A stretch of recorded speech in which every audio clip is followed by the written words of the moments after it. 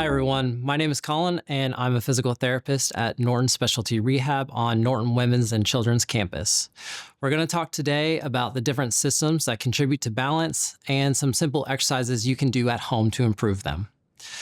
There are three systems that contribute to balance: vision, somatosensory, and vestibular.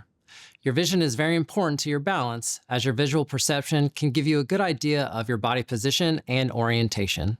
It can also help prepare you for an environment you're about to encounter, such as going from concrete to grass. The somatosensory system is essentially the sensations from your feet back up. Your muscles and joints can send signals to your brain, providing information about what position they're in. Your feet can also help with determining what kind of surface you're on, whether that be soft, firm, etc.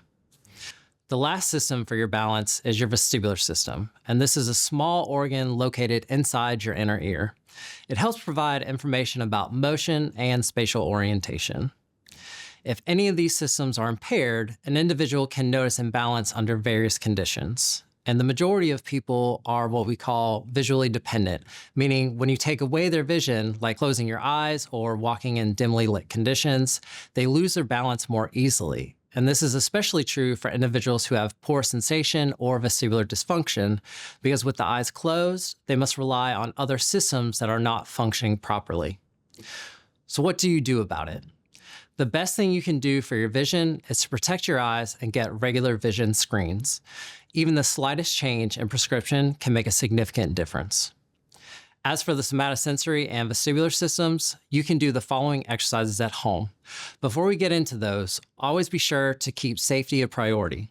Always have something stable close to you in order to grab onto if needed, and you can also have another individual close to you to provide support.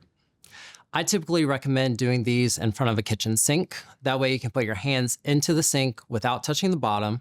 And if you lose your balance in any particular direction, then you can grab onto the sink. You can start by placing your feet closer together or even touching. If this is too easy, then you can slowly move one foot further forward. That way the heel of one foot is next to the big toe of the other, or your heel is even in front and touching the front of your other foot.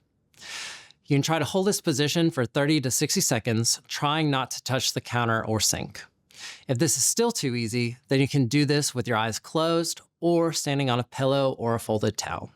If you want to do this, you just want to make sure that once you stand on the pillow or towel, you cannot feel the firmness of the ground. For an even harder task, you can try standing on one leg. To challenge the vestibular system, you can stand with your feet in any position we had just discussed, while also turning your head left and right or looking up and down. Another way you can challenge your vestibular system is place an object on the wall or window behind your sink or wherever you're doing the exercises. While you're turning your head left and right or up and down, keep your eyes focused on the object. You always want to make sure the object you're focusing on is kept clear and in focus. If you want to make it harder, just turn your head more quickly. And just a word of caution, doing exercises that challenge your vestibular system can also make you dizzy, so it's best to start slow. Again, I cannot stress enough the importance of safety during balance exercises. In order to improve your balance, you need to challenge it, but never to the point where you feel like you're going to fall. I hope this was helpful and gave you some actionable information. Please be safe, and thank you for watching.